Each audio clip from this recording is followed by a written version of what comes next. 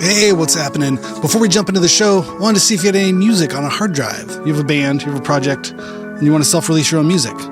Well, there's an easy way to do it. You can go to distrokid.com/VIP/hyphenate and go get your music up on all the streamers. You keep 100% of your royalties, and you can get 30% off by using this code. It's a great, easy way to get your music up on the streamers and share it with your fans, your friends, your family, your mom, your dog, everybody. Everyone wants to hear it.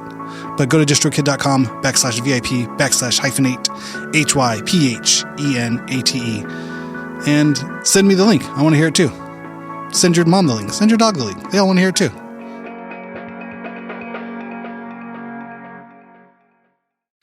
We'd like to thank our sponsor, iZotope, the absolute leaders in intuitively designed plugins for audio restoration, mixing, and mastering. At iZotope.com, you'll find a plethora of tools and suites that will enhance your audio production, whether it's voice, video, podcast, or a full production recording session. Check out the industry-standard audio repair tool, RX11, or the multi-tool mixer plugin, Neutron 5, or the powerful Ozone 11 mastering suite, plus tons more. Go to iZotope.com and use the code FRET10 at checkout for 10% off. That's FRET10 to get 10% off at checkout. And again, the website is iZotope.com, IZOTOPE.com.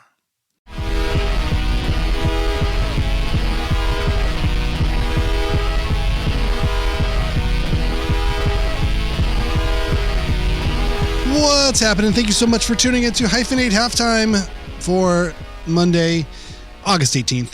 With me, as always, is my ever vigilant, ever trustworthy host, Mr. Aaron Farley. How are you doing this Monday, Mr. Aaron Farley? Feeling worthy of trust. Good. That's about it. That's all I got.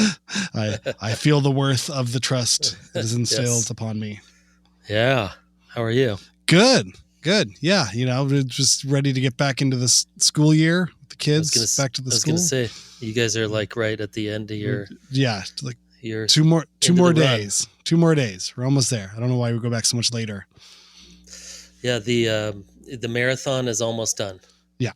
Summer was fun, but I'm ready to not have any more summer. That's how you know you become a parent. That's the worst thing they did is by turning you into a parent is making summer something you're waiting for it to be over with. Totally. And you're like, even those first couple weeks of summer, you're like, no, this is good. This is fun. The kids are like hanging out and they're running around. Yeah. This is cool. They're out in the yard. And then 3 weeks in, you're like, I'm a producer. I've now become like a segment producer and I have to produce a new TV show every single day with things to do and stuff to... An event coordinator. Yeah. Really. Yeah. It's like you're like on a cruise ship and you have to be the person like, okay, today on the Lido deck, we have goldfish crackers and a deck of Uno cards that are half there. Let's all go do that for kill 15 minutes. I told my kids this summer or the last couple of days, I said, look, we just have 12 hours. It's 8 a.m. right now. We just have to get to 8 p.m. today. That's all we're trying to do. There is no other mission. There was no other goal. There were all the summer camps were done. There's left with us for that kind of that middle, period from 2 days to a week and a half, somewhere in there. And it's like, we're just getting through this. Just come on. We got this. Your mom and I don't have this. We don't have a plan for today. We're just trying to get through the next 12 hours. So whatever you can do to help us get through those 12 hours. And then that. I know. I was planning on rational.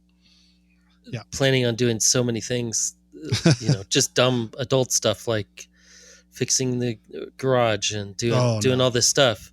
And then what I realized very quickly was that as I would do these things, that just meant the kids were sitting on their like computers or playing video games or whatever. Yeah. And then eventually I'm like, I'm trying to get things done, but then I'm feeling guilty because the kids are not doing their things. And I'm like, what's more important?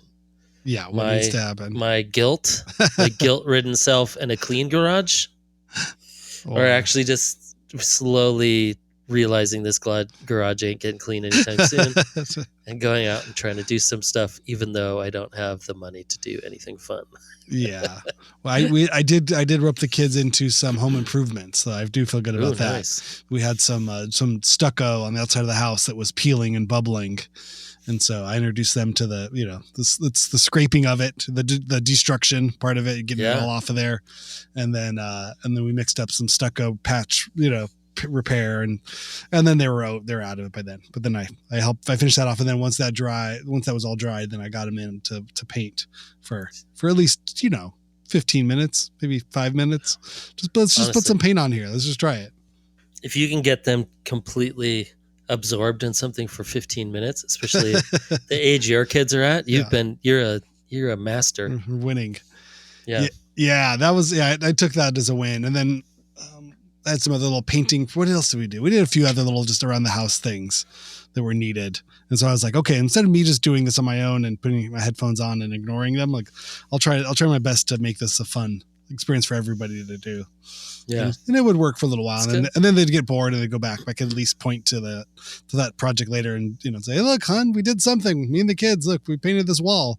And she knows kids didn't paint the wall. She knows I did the whole thing. But oh, great job, kids. Yeah. They're like, I don't even remember Dad being there. Like, did I even do that? We did all this. Yeah. I feel like the weird thing is, unfortunately, you have no clue what your kids are going to remember later in life. And there's those things where you think you're like, you know what? We went out and we went to this amazing place and we spent hundreds of dollars and we did all this stuff. And it was so fun. I felt proud of myself. I posted it on Instagram. People were like, that looks like so much fun. Good job. This looks like great job, Dad. And then like 2 years later, you bring it up and you're like, oh, you remember when we went to that place? And they're like, no, I kind of, do you have any pictures? Yeah. No, that's a no for me. And dog. then you find out their biggest core memory is stuccoing the house that you were like, they don't even care.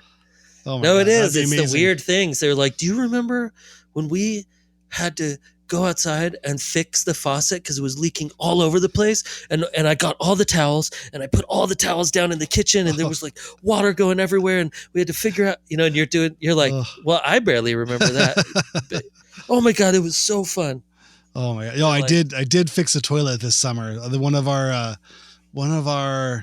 toilets was always running. It wouldn't shut off. So then I went to the home repair store you go to and then bought the random parts you always buy, like this, the valve replacement kit. Yeah. And then come to find out, this is after, a week and a half and much cussing under my breath and just frustration and ready to just rip the whole thing out. We have a Kohler toilet, and apparently these Kohler toilets need to have Kohler valve replacement parts. There you go. They make Makes their sense. own designer parts on the inside too. You can't just swap out any third. Probably way cheaper. No, it's so much more expensive. And then what is normally sold as like one unit or one thing you buy that has the flap and the bulb thing, they sell them as two separate units. Yeah. So I had to buy two separate units and it was a mess. I bought so much other stuff that just didn't work. It took me so long to arrive at that answer. That Kohler, for some reason, the particular toilets that we have installed in our house are the very special kind of toilets that do not interface with anyone else. Yeah. I took the whole thing apart. I probably did and then come to find out, after doing, weeks of research, I probably could have adjusted the first one we had. The first one probably wasn't done. There's a cleaning component. But I mean, if I've lived on my own for 25 years, maybe more, 27, 28 years. And I've, replaced toilet tank parts, and like crappy rental houses or something's wrong and rental apartments. Like, that's not something I even need to get the landlord here to do. I can just go to the store and for $5, put a whole new thing in there and it's fine. Been doing it for decades. Problem is you have one of those fancy toilets. Unbeknownst to me, we leveled up so hard that we got ourselves stuck in a fancy toilet conundrum. Yeah. Don't get me talking about those Kohlers. It was wild. I couldn't believe how frustrated I was. I was like, nothing's working. Nothing's fitting. What is going on? It's the worst when you think something should be so easy, and it probably is so easy, but you just didn't quite. You don't quite do enough. You're like, I got this. I can figure this out. Yeah. What does this toilet does? This toilet's not going to trick me. It's not going to be the thing that breaks my sanity. No. Apparently, I fixed a dishwasher this summer. Oh, that sounds good. Yeah. I've officially now. I've fixed a toilet, a couple. I've fixed in the past. I fixed a dryer. Okay. I rebelted a dryer. Oh. Just that sounds money saving. It's one of those things where when you open it up, you're like, "There's almost no parts in a dryer. This is weird."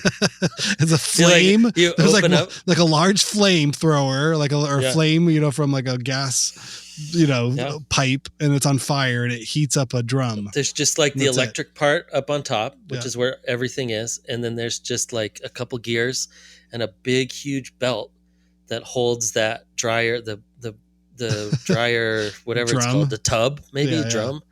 And then when you take the outside off, you're like, oh, you take that band off and the drum just comes out. Yeah. You put a new belt on there. You put a drum back in. And they're like, I fixed a dryer. I really fixed a dryer. Wow. And I fixed our dishwasher. This was, 80% fixed. Okay. It's close enough. It was having some issues. It's not leaking. I unclogged the fan. Yeah, it was I did have to take the whole thing apart and reassemble it. Oh my God! Boy, what a summer! Yeah, it's a good one. This is how. Welcome to the Men of a Certain Age podcast, where we discuss our past home repair. How proud we are of ourselves doing very minimal things that are easily found on. I still need to replace my bushings, I think, on my front suspension on my car. Oh, okay. And our neighbor swears it's easy. Famous last words. But they do work on their. They have very nice trucks, and they work on their trucks and stuff. Maybe you could trust this. It's like, it's easy. But then I'm like, well, I don't have like a jack. I don't have the right. I looked up and I'm like, well, I need to buy all these different tools. But I think they have most of them. So he's like, just buy the bushings. Tell me when. We'll make a weekend out of it. And I'm like, no. All right, let's see. Let's go. It could work. See. I mean, I'm not super happy. I'm not. I haven't found a great mechanic that I'm like. I used to have when I had a Toyota when I was much younger in LA. I had this great guy that I don't know how I found in Eagle Rock.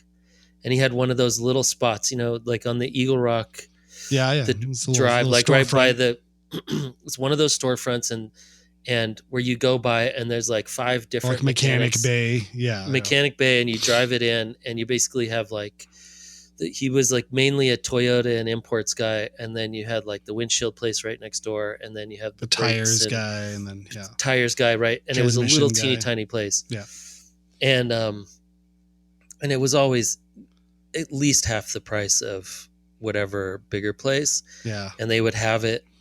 You never really knew if you were getting like OEM parts or you're getting some extra parts or maybe a part that came out of another car who knows? But it worked. But everything that he fixed never broke. And it was I was like, I just bring it to him and I know it's going to get done. I know he's not going to screw me on price because it's so much cheaper than everyone else. And I would much rather support that guy. Yeah. Oh yeah. I love these guys. Trustworthy mechanics. He's still writing, he's all his receipts handwritten, and they have oil finger marks, and he's literally writing them in the you don't have to sign an iPad. You're not getting an email. You don't have to download an app. He may have even, this was 20 years ago or 15 years ago. He may have even had like a credit card machine where you put your credit card and my guy was all cash that I had like this. For years. I would pick the car up once it was ready, and I'm like, okay, well, I have to drive to the bank. I don't have that much cash on me. He's like, that's fine. Just drive, take your car to the bank and then come back. It was so trustworthy. Yeah. And I was like, that's cool.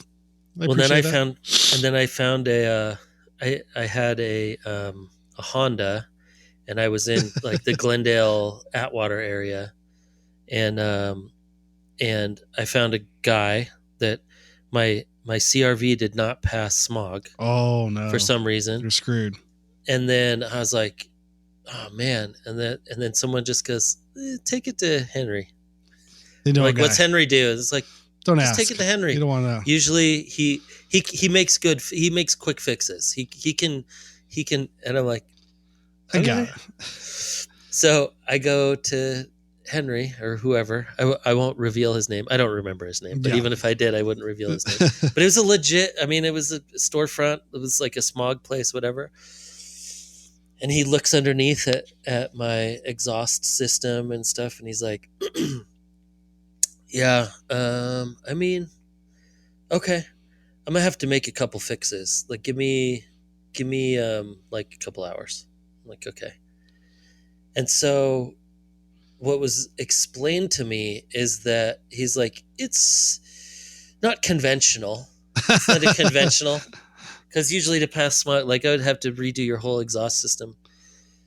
But I did something that will make you pass. It'll make you pass. And I'm like, okay. Is it like, it's not gonna like leak exhaust into the car or anything? No, it's fine. And I passed, never really asked any questions until later. I had to take it into the mechanic for something else, and he's like, what's all this shit on your car? Is like, what did you not pass smog at some part or something? And I'm like, I don't know. He's like, yeah, someone like drilled a couple holes in your exhaust system or whatever. He's like, it's not really a way that you would legal do this. Did it pass? And I'm like, yeah. And he's like, all right. I mean, I guess I'll just we'll work on the other stuff. I just wanted to make sure you knew there were some holes. He just like, I don't know. I don't even remember what. I feel like he even showed me, and he was like, there's like some holes drilled, and then there was some beads of like solder, and he had just like, there was just a way, and some bubble gum and some tinfoil. It probably cost me like $150, and who knows? But then those guys are gold. Yeah, that's the man right there. Oh yeah, that's really all you need. I had I got caught in a double bind with there was these people that that were coming around stealing catalytic converters off of particularly Priuses, and we have a Prius, and so the thing you could do is get a cage put on. You go to the dealership, and the dealership would put a cage on there, and it was a couple $100, but more, but then we were reading, if they steal it, then it's like $3,000 or a couple $1,000 to get it all replaced and put back in. So we said, okay, we'll get the cage put around it. And then fast forward to the next year, the next 2 years, whatever it was. And we had to get the car smogged, and we took it in, and they're like, oh yeah, it doesn't pass smog with the cage around it. What? Like, what do you mean? And then I took it back to the dealership, and I'm like, you remember, if you look in your invoices there and all the work, you guys put the cage on this thing? Like, now they're saying it won't pass smog. Can you guys take the cage off, or can you make it pass smog? I'm like, okay, fine. And then I just kind of sat there, for a while, and then I got the call. They're okay, it's passed. You're fine. Come back. Get it. Miraculously. Yeah. Like they took the cage off, smogged it, and put that back on. I don't know. I don't know. Who knows? Yeah. They got a buddy. Somehow there's something, that's the thing, is all these things, there's always a way around them. They got Clancy at the smog place. And then you get 2 years to not think about it and forget all about it. And then you gotta do smog again. You're like, oh wait, what's the situation with this car? I forgot what happened. This is reminding me of a very crazy car fact that I just learned last week. This is great. We're right on topic. Perfect. Oh yeah. We'll get into last week's guest here in a minute, but this is important dad information.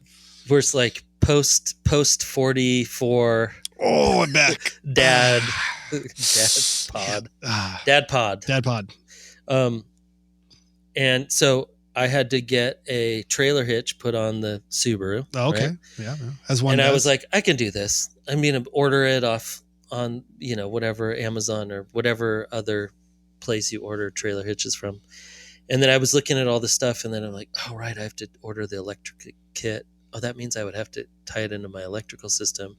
Oh, and I have to take off this one thing for the tire, and then I have to do, I'm like, I am going to order all these things and I'm never going to do this. No. I don't have the right stuff. Right. Yeah. So I'm like looking around, and you can take him to U-Haul, and U-Haul has like a hitch, install garage or whatever. Oh, that's good. Yeah. And they put it on. It's not super cheap, but it's a couple $100 more than it would have cost me to do it. And that is definitely worth it. So I go to take it in, but then I realize I have to get back to work and it was going to take like 4 hours or something. And so it was cheaper for me to rent a U-Haul and drive it back to work, because I was like 30 miles away from work, than it would have been for me to Uber. Right. So I'm just like, well, I'll just rent like a pickup truck, rent a U-Haul, like a box truck. Well, this is where it gets funny. So I'm like, just give me a pickup truck. And he's like, we don't have any pickup trucks anymore. I'm like, there's some out there. And he's like, well, we have a couple that are renting, but we're phasing out pickup trucks. I was like, that's weird. Why would U-Haul phase out pickup trucks? But okay. So I get this like a cargo van with no windows that I have to drive back to school and park behind the school. And the first thing I was like, oh my God, someone's going to be like over the intercom. Does someone have a creepy van out back? Or we're just making sure there's no one trying to watch us, It has free candy written on the side of it, and there's no windows. So I do that. Everything goes fine. I go back to U-Haul and I'm turning it in. And then someone else was talking about the trucks. And I'm like, yeah, what's up with the trucks? It seems like you guys would be way more... Those would rent cheap, way like more $20 trucks a day. Yeah. And they're kind of the same as the vans, but usually you actually like, it would be more helpful to have a truck than to have a big cargo van. You don't always need a big thing. Yeah. And they were like, oh no. So those trucks had this crazy engine in it, right? Because it's for towing. So it had like a 454, whatever. And what ended up happening is that people realized that these U-Haul trucks had this crazy race engine in it. Oh no. So they would rent the truck, pull the engine out, put it in a race car, and they'd take a similar but less powerful engine and put it back in the truck and bring it back on Monday. Oh no. And they'd steal the whole engine for their stock cars. That's insane. And then they were racing the stock cars. And so all of a sudden, this like LA scene of like race cars with all these crazy engines ended up coming up. And everyone was like, where's everyone getting all these engines? Turns out they're from U-Haul pickup trucks. Oh my God. So it's so prevalent that U-Haul is not renting pickup trucks anymore. Wow. It was such like a stolen item that they're like, yeah, we can't. It's not even worth it to rent pickup trucks. How crazy is that? AKA, how smart are people? And now that it makes me think of like, well, yeah, of course, if you were a mechanic and you're like, hey, I need new spark plugs, you'd like rent a U-Haul that has the same spark plugs as your truck, and you'd go pull everything out of it and you put all the old crap back in, and then you just give the truck back. Yeah. I just realized it's either people are smart or I'm just really stupid, because I don't think, cause it's like I have no skills or knowledge of how to pull a whole engine, how to swap engines in a car. That sounds really hard. No. Yeah. And I would never do that because I'm a very honest boy. But it does. I wouldn't even know what to do. That sounds like such a pain in the ass. Like, that's not worth it. Yeah, but how often do you think people just like pull the tires off those trucks? You get a truck that has like 1,000 miles on it. I guess, or most rental cars, right? I suppose you could do the same sort of thing, like whatever rental cars are being out there. Like, yes, yeah, totally. It's crazy to think of. You're like, well, so you just like get a Toyota Camry or whatever the most normal rental car is, and then every time you need new stuff, you get your buddy at the tire place to go grab brakes off of the Toyota Camry. Crazy. Not that I would ever advocate that. I would never. Sure. Please do not break the law. all of you over 50, over 40 dads. Cheap mechanics. Yeah. If you like a good deal and you have a lot of tools and an engine hoist, or whatever you could use, I mean, you got to be pretty tooled up all the time. It's hilarious. Well, then the other guy that was in there had rented something for moving, and he was like, "Oh yeah, the last time I rented a van, there was like, we opened up the dash thing in the glove box, and there was like crystal meth in there." Oh, okay. And then someone else was like, "Oh yeah, well, the thing is," he's like, "we know if anybody rents a U-Haul late Friday night, it is not going to come back good on Monday." Oh no! And I was like, "Oh my god, you guys must see," because they're like, this is also deep in the inland empire of Southern California, where meth it just gets this stuff is prevalent. But also just being used to transport things and people and stuff, because who's like, if you're just driving a U-Haul through town and you're like, well, those guys must be working, I guess, moving something, just moving something, and early Saturday morning, their eyes are real wide open, but it was just a lot of coffee. Just moving their friend's bed to the new apartment. That is hilarious. I've never considered the U-Haul criminal connection. No. But now every time you look at a U-Haul, you're going to be like, that thing has a crazy race engine. I want to start a stock car team, a local stock car team. That's hilarious. You do have a good stock car driver name, I think. Randy Randall would be a good. Yeah, it's like Dick Trickle. Yeah, Randy Randall.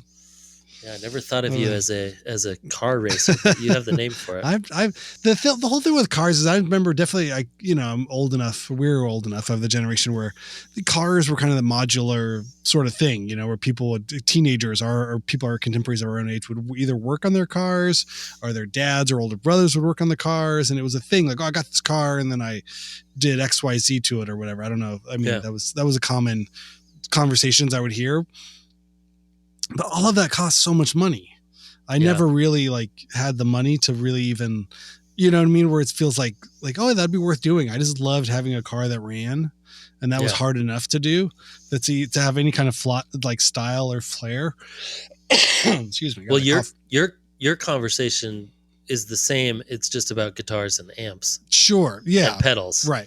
These are all just $100 parts, or whatever, $50 pedals and $100, or at least that's how it started out. But those guys get they get deals, because then you end up becoming a friend with the mechanic, and then the mechanic, once you're in the world, is like, hey, someone just totaled. I just got a call from my guy at the tow lot that someone just totaled the same car as yours, and they'll get you your catalytic converter for he's taking it for parts, and I can get it for you for $50.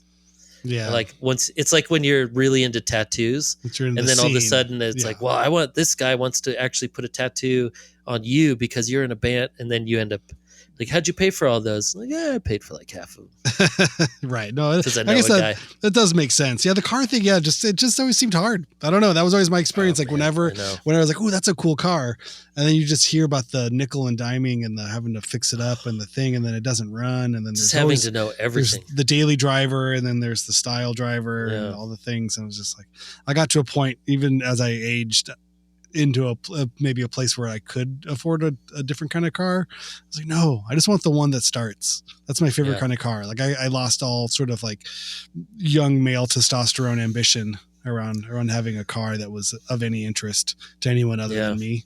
It was like, oh no, the more boring the better. I just want to have enough room to haul all my amps and stuff. Yeah.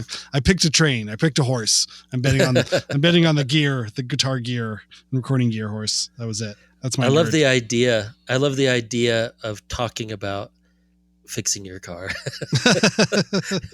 It makes me excited. You're like, oh, you know what? I bet I could do that. The first time that you look at your tire, you have to change a tire or something. You pull the tire off, and you're like, wait, those are just the brakes are just right there, and those are the little clamps, the calipers, and you just unscrew that thing, and then you just put new ones in.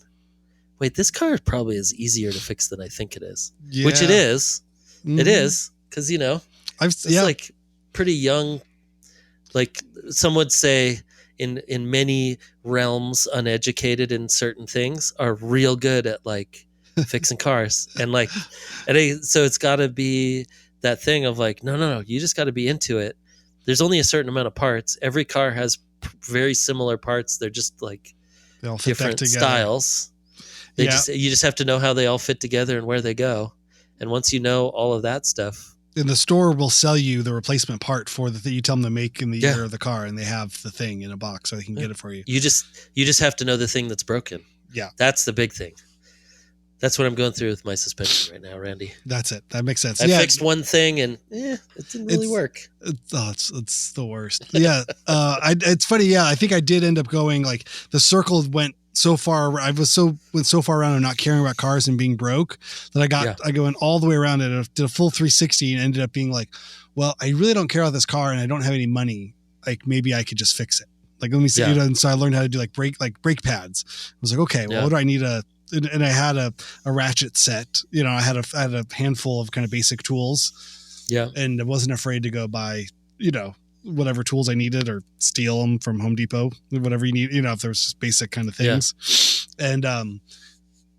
And so, yeah, I could do brakes, like brake pads, not drums. Yeah. And then batteries, because batteries always died. Yeah. And then the other thing that became really easy was starters. Starters were just two bolts. Okay. Once you see where it is, because those where I always go, and you just go like it's a bad starter when you replace the battery and it still doesn't turn over. Yeah. It doesn't even go to there. No, it's like not the nothing. Oh, the nothing. Yeah. That's your starter. And then the alternator was the other part of it that was easy to replace. That's like 3 bolts. Oh, really? And the alternator was the thing that would keep the battery charged. Those would go out all the time too. Exactly. So if you're broke in your car and you have a shitty car and it didn't start, it was going to be battery, alternator, starter. And all of those parts were like, especially back then, were like under $20 or under $30. Oh, really? At O'Reilly's or wherever, or Pep Boys. So you could go in and just say whatever your car was. And you're just kind of guessing. But if you're doing it yourself and it's under $50, again, that was kind of like the guitar thing. Like, okay, can't be that hard. And if it's this cheap, I'm willing to like try it. And so worst case scenario, you have a new starter. Right. Or you could always return it. You know what I mean? Yeah. If it wasn't the right thing. And so I did get good at that. And then I ended up helping friends out. I'm like, oh, my car didn't start. I'm like, I'm coming over. And I got my little bag of things, I had a jack, and I had my big clamp, and there's a few things. And the worst part was I replaced, I think, the alternator on a friend's car. But then I tightened it too hard, and it was like a plastic, some plastic part. And then most of them were always like metal. But that's the thing, as like cars like, matured, as crappy cars got older, then more and more stuff got tighter and got harder to get access to, and more computers and things. So, but anyway, this one, I just remember I tightened it too much, and I broke a plastic like piece off on it. And I was like, is that supposed to be any plastic on this part?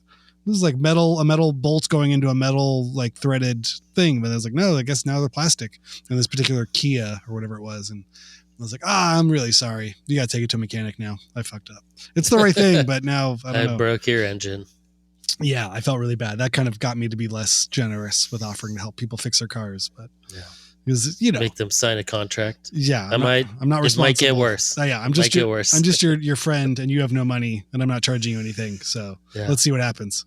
Just doing my best here, buddy. Oh, it was fun though for a while, and then it definitely got to a part where I was just like, okay, like how much is it to get your brakes replaced? It was like $200. I was like, I'd rather just pay the person $200 than have to go out on a Saturday or Sunday and find a flat part of the street and then get under the car in the middle of the street while there's cars whizzing by you. Oh my God. And then have to get under there and get up, jack it up and then do all the stuff, take it off, find a thing, do a thing. I think it takes me like 2 hours to do it. And, with not having and then you go into a place and they can do all those things in like 15 minutes. They put it up on air conditioning. Yeah. Or at least they have like everything's pneumatic, like automatic Hunters tools. Magazine. Yeah. I'm not over here Bow Hunters doing it by hand, slipping in my knuckle punches one of the bolts ends. I'm just like bleeding now. I got a bloody knuckle. I'm like, oh, this fucking sucks. I was like, no, $200. You got a deal. You could do it.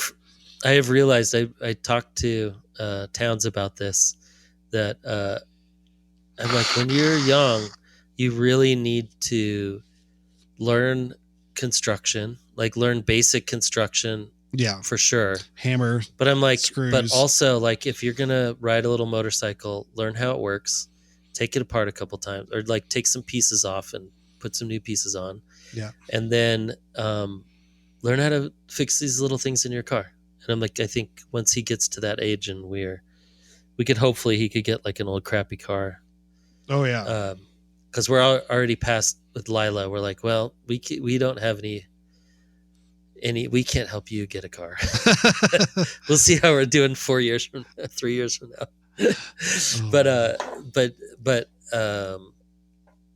But like how valuable those little things are. Also, just to know that when you take something apart, most of the time, it's a little less. It's a little bit less complicated than you think it is. Like even we were having some stuff done on the front of our house, and they had to take like a panel off and get down into the basement. And it was this panel that's been broken. Like it just looks horrible, and it's been broken. But then also on the inside, there's like, I've been wanting to put up some new, insulation. The insulation's all over the place. And I just have been like, you know what? I don't want to open up the house and then all of a sudden I screw something up or whatever. And then they just go zit, zit, zit, zit. And it's like, pull these panels off and they're taking stuff out. And then I was looking, I was like, oh, it really is just 2x6s, huh? And it's like a big gulps, plywood, and it's like a plywood panel and 2x6s, and I could have done this part. All right, that's good. Now I can replace that vent over there, and then I can redo the insulation later on in this part, and I can bring all that part out because I know my house isn't going to fall down now. It's not a load bearing vent. You're allowed to take those out. Yeah. And I'm like, what's that? And they're like, they really, I think they got your foundation off by about an inch when they built the house, because they had some kind of like bracing system that they had to like, I mean, he's like, it's fine. They did that in the 70s. Like it works, but they like do this bracing system. And instead of running a 4x6 or whatever they would have to do, that would be between the 2x4s and the foundation, they run these like vertical 2x4 braces, like a bunch of different ones, because it's actually like an inch farther out than our foundation. And then they just put up a piece of plywood on the inside that's the size of a 4x6, so it looks like there's a 4x6 there. Oh my god, my brain's hurting. And I was like, wait, our house isn't gonna, this doesn't look stable. And he's like, no, I mean, it's stable. It's like, your house has been here for 45 years. Doesn't move when you walk in it, right? Like, no. He's like, yeah, it's fine. You would know if it's a problem. Yeah. I'm like, God, those guys must just open up houses all the time and go, oh, we should not tell them about this part. Let's just keep that covered. Cover it up, boys. They're gonna freak out. That's someone else's problem. Yeah. Oh man, it's very funny. Well, 36 minutes into the episode, we should touch on last week's interview with Anthony Berryman. It's awesome. Week 2 of the Smell cast. Did you ever meet Anthony? I don't think so. I was looking at his photo, but you said that you guys were talking, he left somewhat early. Yeah, probably around New York, 2004. Right? Yeah. So that would have been before. I mean, I had gone to the Smell a couple times. He played in a band called So Damn Insane. They were kind of like a fictitious. It was sort of like the way Stephen Colbert, the way the Colbert Show worked. Right. Yeah. But they were kind of like that as a band. Okay. In a way where it's sort of like, tongue in cheek. Yeah. And like trying to make things super fun and post 9/11 sort of, wrestling sort of, But wow. But it was interesting. Yeah, they were interesting. Awesome. But yeah, no, he'd sang with a few other bands, but I'd always just thought of him as, as sort of that literal, like right before us era of the Smell. And I think a lot of his attitude and a lot of his like sort of style and sort of influence was felt around the Smell, that right before we sort of getting more involved, or right as we were getting involved. And I think it was that sense of like, I think we're ruffling feathers here, but I think it's also okay. I think we're allowed to ruffle feathers. This is a space that's sort of designed to, they could withstand our young energy. The older guard is kind of like, who are these kids? There's a lot of kids here. I don't know if I like all these kids. Yeah. I mean, it was interesting how you guys were talking. I mean, much closer to the end, that when he was talking about the beginning of it, and I really never knew of the smell other than the kind of like vegan leaning, not drinking inside, definitely no smoking or smoking weed or anything like that, of a space, like kind of like a clean space, and like very positive and community driven and all of that stuff. Like so I was interested to hear when he was talking about it before, where it was like, no, people he's like drink and get wasted, and it was just kind of an all ages, or it was a space, but it was a party space, like kind of shows, yeah. But there was still like, it just, there weren't a bunch of rules. There weren't those kind of rules. And I thought it was interesting when he was talking about the meetings that they had, like when because I didn't know, so it got shut down for 6 months. Yeah. So the idea was, I think that during that cabaret thing, or was this after that?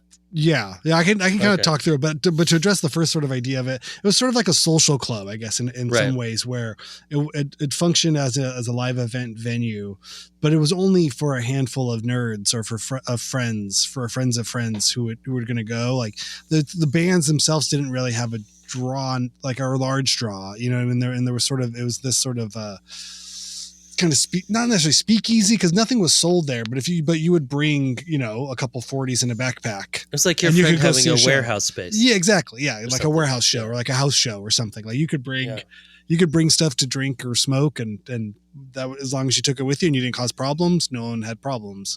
And there was a sort of like I said, that collegiate sort of bohemian Charles Bukowski-esque kind of vibe, young men in their 20s with like jackets with patches and thrift store sort of button-ups and stripes and things. That was a very kind of like nerdy, but also I think Bukowski-esque sort of boozy flask in your suit, in your thrift store suit pocket kind of thing, and smoking cloved cigarettes or like smart gashas. Yeah, you know what I mean, like you'd hand roll your own cigarettes and have a little whiskey in your thing, and very kind of hip of that era, yeah.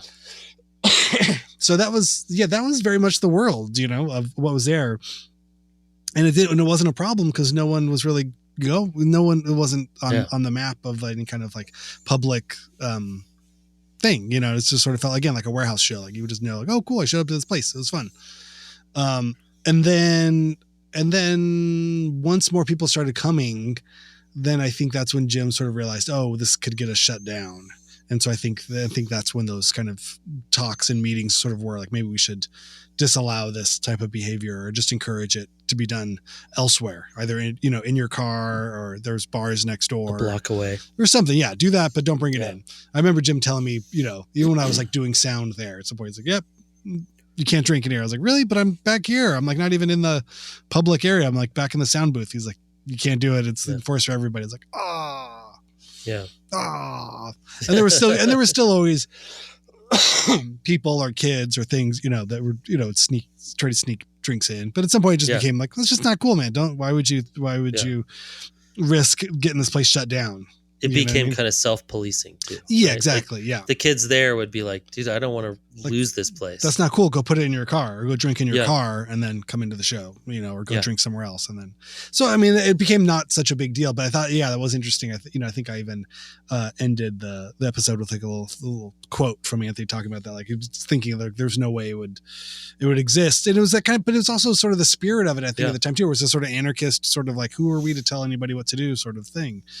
But eventually it became that self-preservation. And then the shutdown happened in the post-White Snake Providence wave of things. So there was a big, I think that must have been 2003, 2004. God, I forgot about that. Right. Yeah, the hair metal band White Snake used pyrotechnics in a small bar in Providence, Rhode Island, and the bar caught on fire, and I think people may have died in the fire. Yeah. And so then that set off a chain of events nationwide that all venues had to be fire safety regulated. Had to have all their fire. Had to pass fire safety. If you were having wasn't there another one too in Oakland?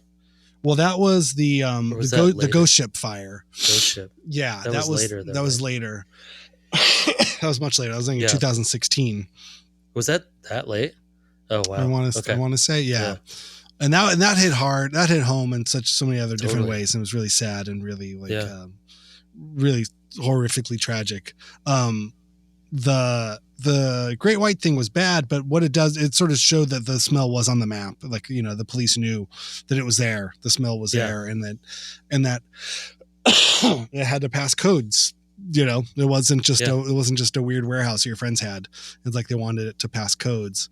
And those codes are actually there for a reason. Sure, exactly. Which you're like, this sucks. Most of them, there was stuff, even like the ADA compliancy, which is again a good thing and should be enforced. But the stage, Jim had to get an elevator to go to the stage. The stage is about 3 feet tall, and they had to have like this elevator. And I think he did get one.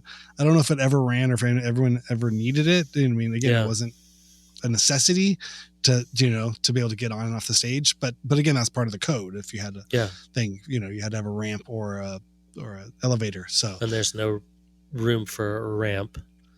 I guess. Yeah. Again, to code, to get code, you'd have to a ramp. You'd have to be like snaking around. Yeah.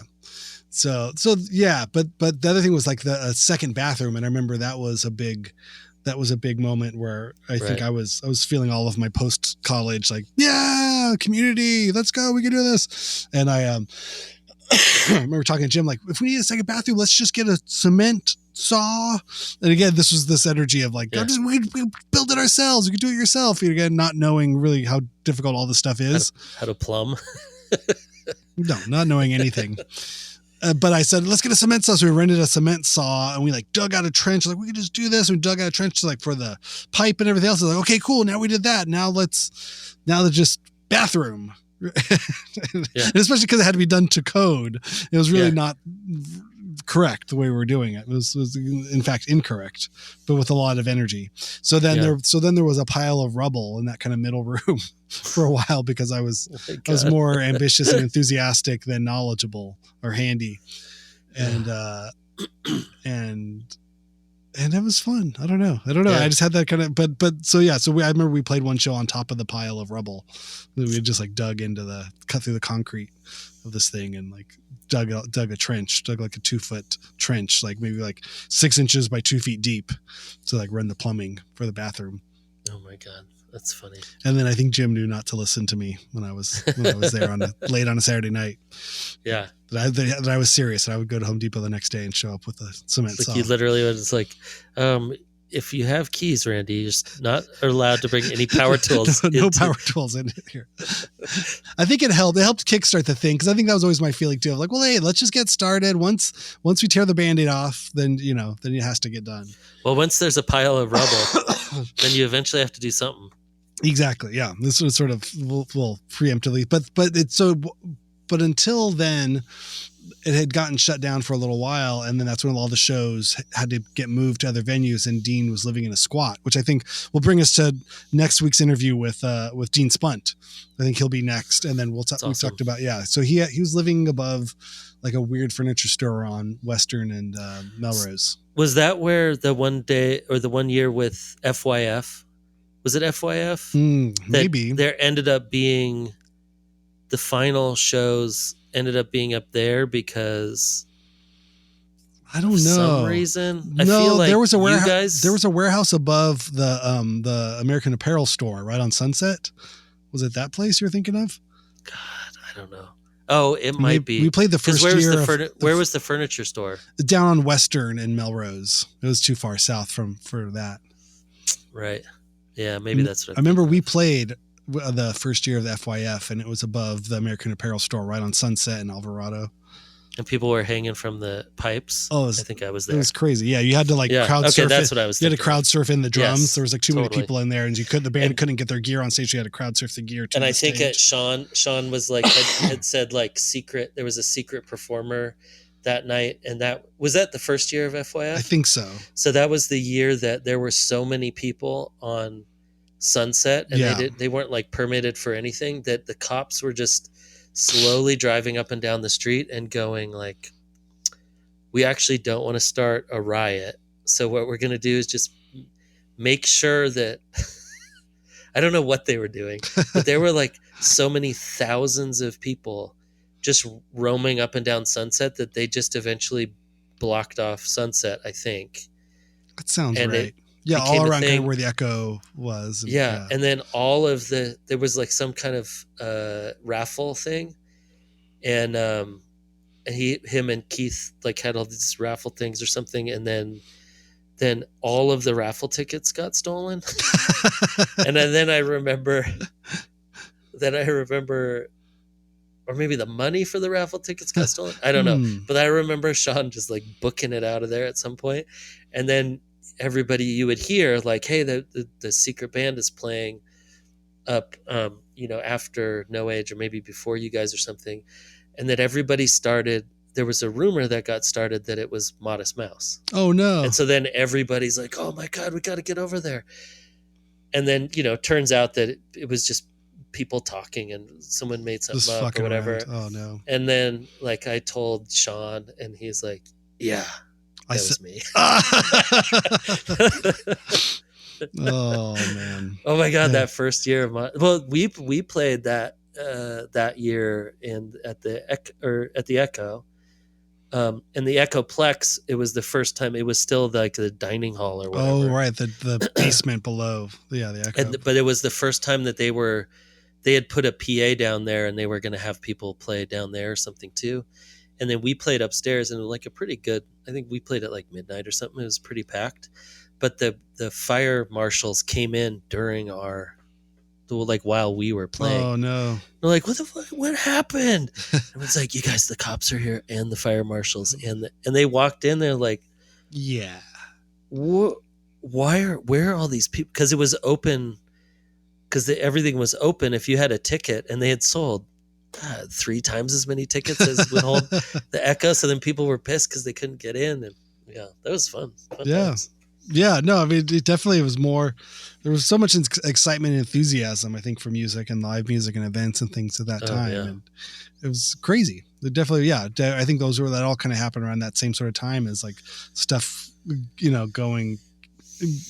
getting more popularity around the smell too. Because I think there was just an influx of young people in these areas of Los Angeles and an influx of bands and new cool talent, and I don't know, something was happening. Something was in the water. LA was ready for it by that. Well, it was kind of the 20, mid-aughts. Yeah, it was like the 20 years since LA punk like was actually like the center of, Western punk, kind of Circle Jerks and Black Flag and all that. You think of that 2000s was like really just 20 years since that had happened. And LA was moving away from being like the hair metal, Sunset Strip, all of that. And it was more like, just previous to that, it was like Beck and Elliott Smith and this kind of Silver Lake indie stuff wasn't exactly going to cause a riot. Everyone was high on dope or junk, and was kind of sleepy. But it was bubbling up this kind of new underground air, like Silver Lake Echo Park, all these little clubs and the Silver Lake Lounge and all of that kind of stuff that were opening up for this new stuff. But I think that what was cool about what he was talking about was the energy of that time. And I mean, that's literally right. I moved here in 2000. And so, and I think I met Dean, probably the week I moved here, I'm sure. And because he was, through Travis and Aaron and all that, everything that was happening with the Buddy Head, and all that. Yeah. And I like just felt so lucky to just like come into this place that I was like, oh, it's big, scary LA. I don't know what this is going to be like or whatever. And then you come in and you're like, oh, this is really fun. There's like a lot of bands and there's a lot of people doing like so many cool things. And like Shepard Fairey had just moved here and like all these artists, and there were these warehouse shows and it was super cheap to get a warehouse downtown. And so people would have a warehouse for like a year and throw shows for a year, and then it would go away, and then another one would open up and it go away, and but the energy, I feel like the difference, there was all that energy, but I feel like the smell like bottled that and then kept it safe. Mm-hmm. You know, like they were like, no, we like, here's all the parts of that we like, that we feel like works to like cultivate an actual real thing, that like a scene, and cultivates kind of like the positive version of all that stuff that's happening. And we're going to be very protective of it. And I think everything else was not protective. It was craziness. It was like drinking and, you know, parties and after hours and go here, go there, you know, and there were no rules, and it was very lawless, and you could get away with like the 6th Street warehouse, for example. Yeah. Right. Like you had that's like the difference. Like that's like from an all your friend's ages warehouse space, but we just bring your own beers, bring your own drugs, yeah. whatever. And it had a huge half pipe. It had a huge half pipe in it. Yeah. And it, like, sometimes people would skate during shows, but most of the times the bands would set up on the ramp. Like I have photos of you guys playing there, and like all the kids like sitting up on the top of the ramp watching. Crazy. But that was like the lawless side. Like Dave's warehouse was crazy. And it was like and you never knew, like I don't know. I was there a lot, and it seemed like it was mostly positive for the most part. Like the shows, I think the difference with LA shows and being in some other cities is that the lack of fights, I think, that I saw at LA shows always astounded me. Oh, that's interesting.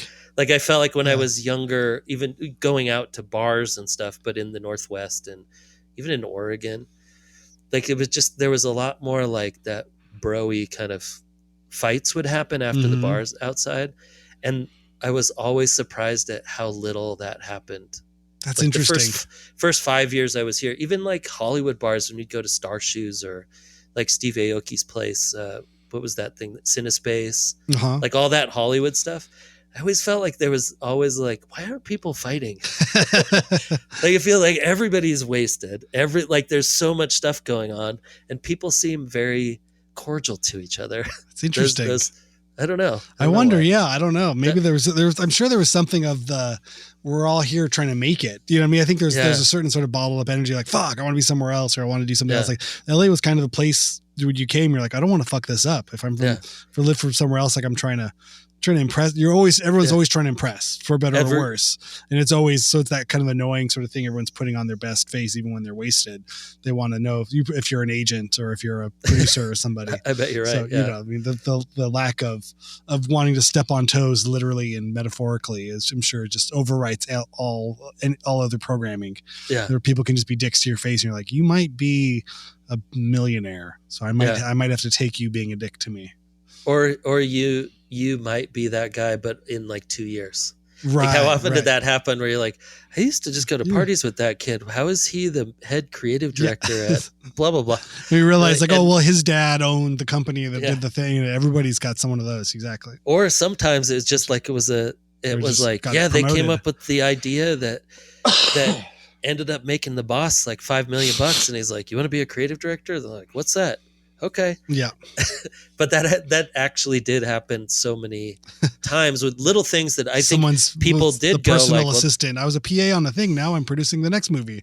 Now I'm driving a Bentley. Or I used to be a photo assistant, and then I ended up like producing something, and then now I'm a big producer, which I have a really good friend that's part of their story. And they're actually, it's the perfect, you know, the lineage is perfect, you know? Yeah. But those are the type of things that can happen in a place like Los Angeles, because like you're saying, it's a spot where everybody is coming from another small place. A lot of people, not everyone. Oh no. Yeah. Like not that many people actually grew up in Los Angeles. Like even you, especially outside. Especially when you're young at that age too. Like everyone's kind of just newly transplanted. But I do think there is a whole other level of like, of aggression and confrontation, you know, within that, like, oh yeah, I'm not going to cast that guy in my next thing. Yes. Yeah. I just fired that guy. Oh, don't say anything to this person because we're secretly gonna like cut their role. They're getting cut out of this movie. And oh well, so I heard so and so just broke up with them, or they're about to break up with them because they're really cheating on him with who and who. You know, the gossip. The violence is emotional. Yeah, the social emotional social emotional violence. Yeah. Wait, this is runs good. rampant. I would start that band with you. There we go. Okay, let's do it. Social emotional violence. There we go. Like it's like, oh, I heard his girlfriend's having an affair with another actor. But no, he can come in. Just don't say anything. Let him in. Hey, how's it going? I'm going to talk to him for 20 minutes. Everyone's so nice. They give you get kisses on the cheeks when they just were suddenly all talking shit about you. And as soon as you leave, they're all talk shit about you again. That's where the real violence is. There's no one's punching each other. Everyone's just talking shit. Yeah. That is true. It just becomes social emotional. Yeah. It's the oh my God, I love what you've been working on lately. I love your work. You're so talented. I'm your biggest fan. Almost every time that I ever heard that, and the first couple of times, like, oh man, this is awesome. Everyone's so nice. Like totally. So it's so good. Like keep going. Like bring it back. Like come on back. And then you're like, oh, this is the thing. This is like they say it to everybody. Yeah, no one really means it. It's like nice to like when everyone says, oh, great to see you, because they don't know if they've met you or not before. Oh, yeah. So then you just say great to see you because you're like, well, I probably have. It is great to see you. I haven't. Yeah. It is still just great to see you. Yeah. Oh my God. Fun times, man. LA baby. I was going to say though that it really brought back a lot of memories like these that we're talking about now, but also like of all of those things that were happening. Like it really was kind of the boom of the internet. Oh yeah. But that like it was still taking, like DIY was kind of like, oh, we're going to take all these things that these old punk guys that we all listened to, in the 80s talking about DIY, but now we can actually do those things. We have this internet and we have all these things. And that, like really like Kill Radio was like one of those things. And the smell and all of those places. And then, but it just brought back all of a sudden, like, that early 2000s Los Angeles does not get enough, like, I don't know if it's recognition. Like, I haven't seen any stories written about any of that stuff. And I know the big New York thing came out just recently, like the woman's book with the movie. Do coke in the bathroom with the Strokes? Strokes one or whatever. Yeah. But the LA version of that was happening at the same time. And I feel like it was so much more driven by like fixed gear punks, like that whole, like for a good 8 years, like that it was really like there was this weird, and it was so insular to Los Angeles.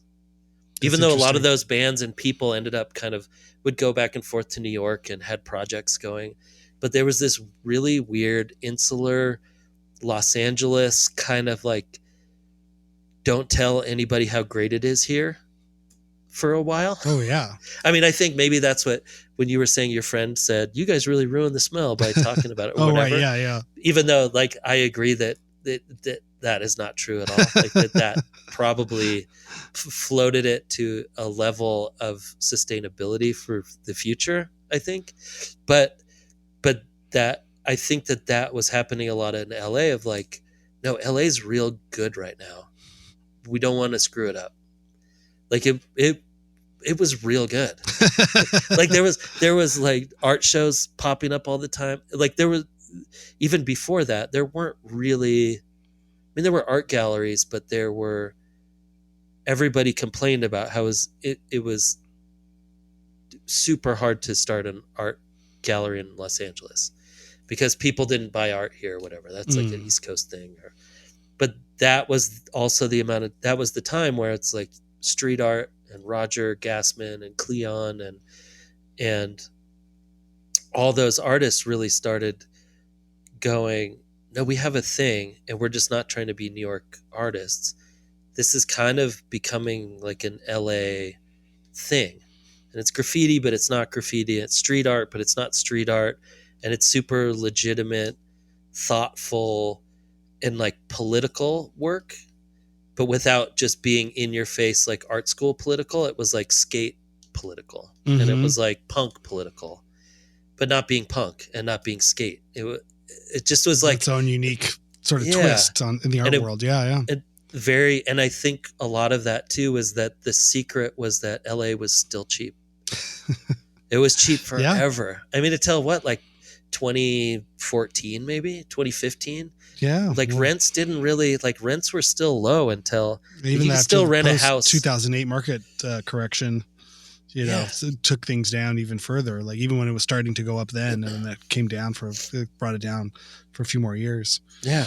You could come here and rent like a house with a little yard and in a neighborhood that was, you know, safe enough for the most part. And for the same price as like a little teeny tiny apartment in any other major city. And I think that was the biggest, like, just, keep telling people that, you know, culture in LA just sucks.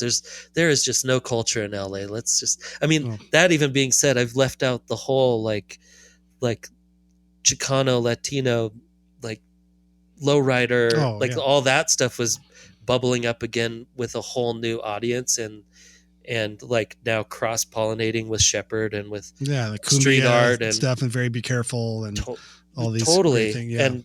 And like While You Were Sleeping, like Roger was doing that or had done that in Swindle magazine, and I just feel like all of that stuff, your conversation just made me go, that was a lot. I mean, that might have only been like 5 years, but still, like, that's really significant. I mean, that's something. Yeah. No, and I think that's what, you know, and then Anthony had written me after we talked, you know, and I kind of read it at the beginning in the intro, but where he would gone into education, academia, and was getting his teaching credentials and degrees in teaching, and he taught in South Central for a number of years, and I think as he would go back to the smell, just applying that sort of like framework of thought of the diversity and you know, amongst a younger generation in Los Angeles, and seeing that at the smell just kind of happening organically.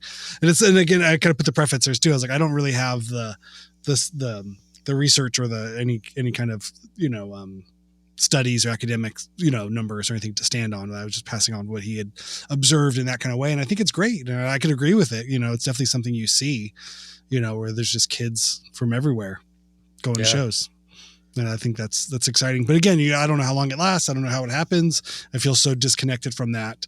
Like, I don't think that's something you can really or you can't construct. It's sort of just providing a space and seeing who fills it and sort of who's attracted and who comes there.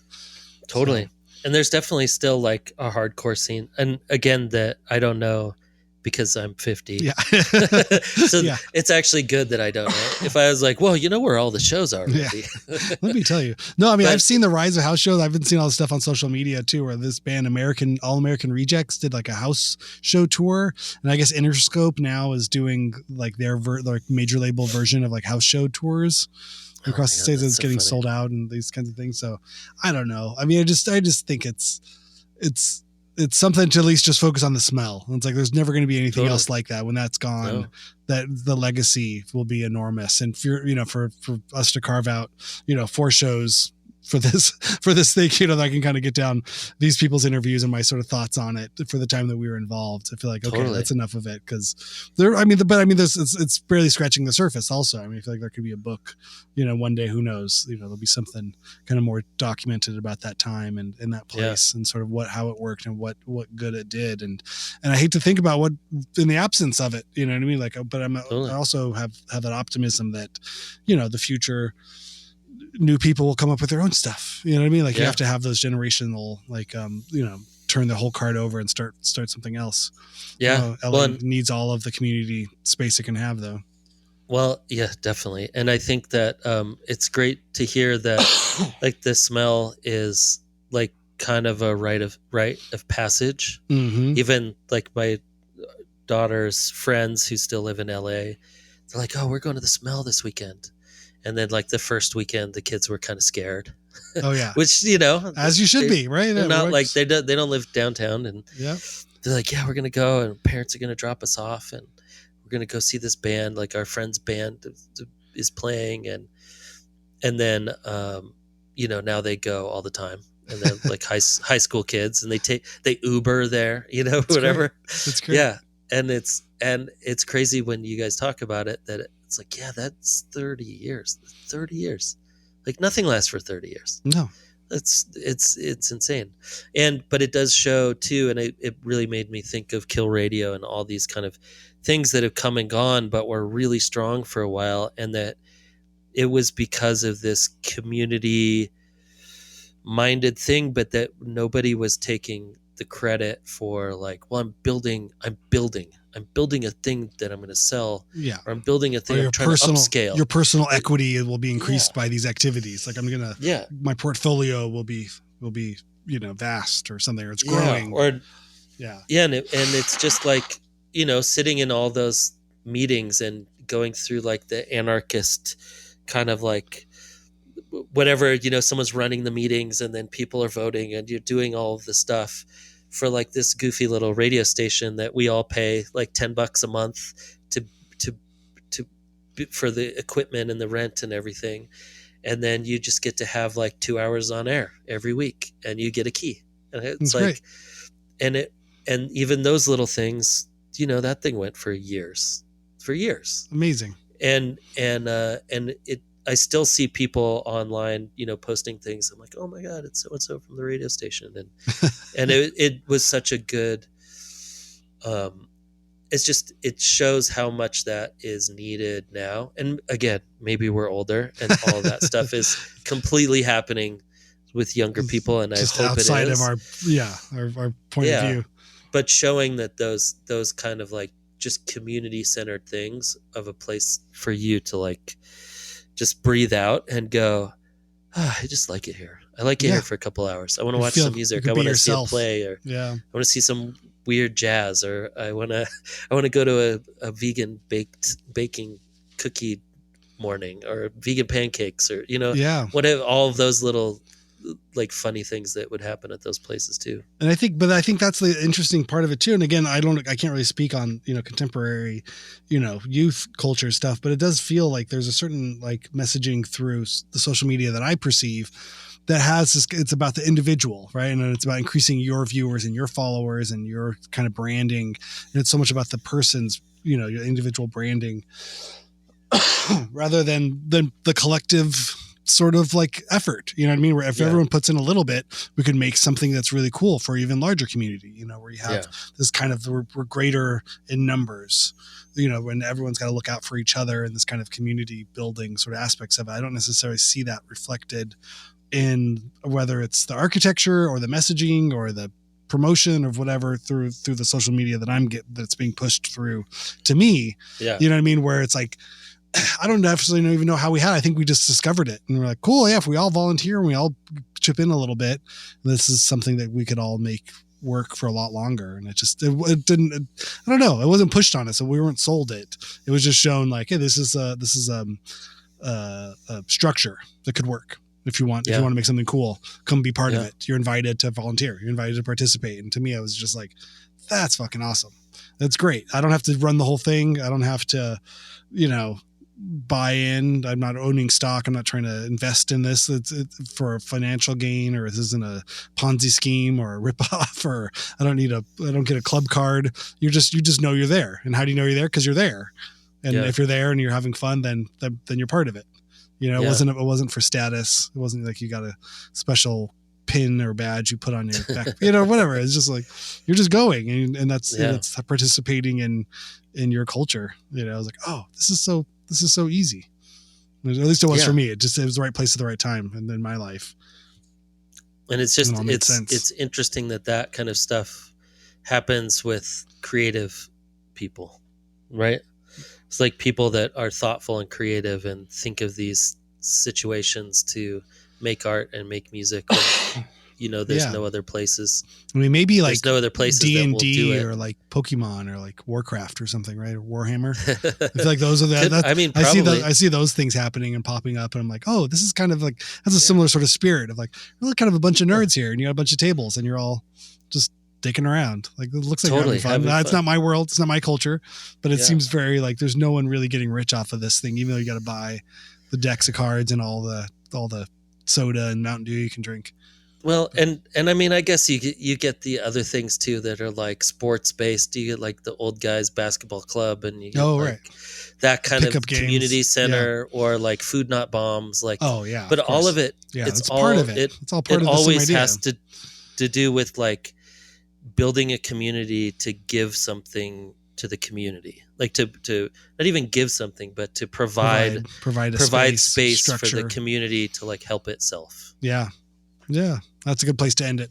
All right, awesome. Well, yeah, Dean Spunt will be here on Thursday. He was our first. He's our first returning guest, and it sort of seemed to make sense. Yeah, I mean, I don't really have a non-return guest policy. If anybody that's been on in the past wants to come back on again, you're more than welcome. It's an open invitation. You can find us and let us know if you write us hyphenatehalftime@gmail.com, or you can find us on the Instagrams @Aaron Farley and @Randy S. Randall. And make sure to tell 2 friends that you like the show.